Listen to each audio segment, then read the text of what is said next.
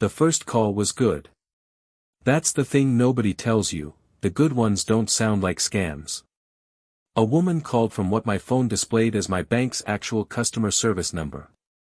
She knew the last 4 digits of my card.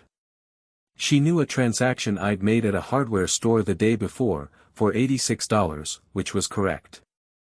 She said there'd been an attempted charge from another state and she needed to verify my identity to freeze the card.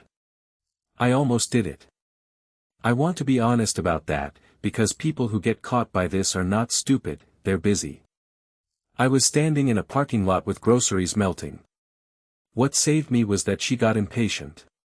Just slightly.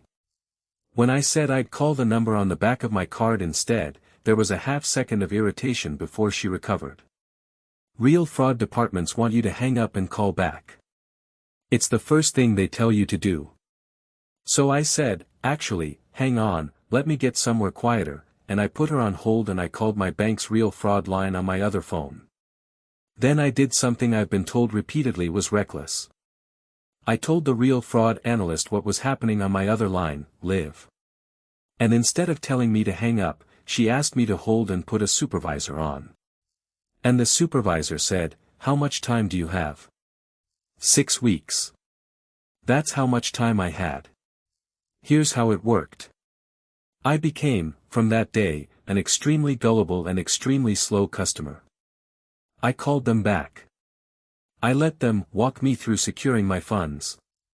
I asked a lot of questions. I let calls run 40 minutes. I was confused about my own online banking on purpose, repeatedly, in ways that required them to explain their process to me in detail. Everything I learned went to the bank's fraud team in a shared document. The names they used. The scripts.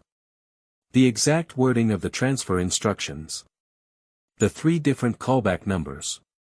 And critically, the account details they gave me to move my money to, because they gave me new ones every time one got shut down. That was the actual prize. Not catching them. Mapping them. 6 weeks. 11 mule accounts across 4 institutions. My bank's fraud team fed each one to the receiving bank as it came in, which meant those accounts were flagged before most of the real victims' money ever landed. I have no idea how many people that helped, and neither does anybody, because you can't count a theft that didn't happen. They never got $1 from me. At the end I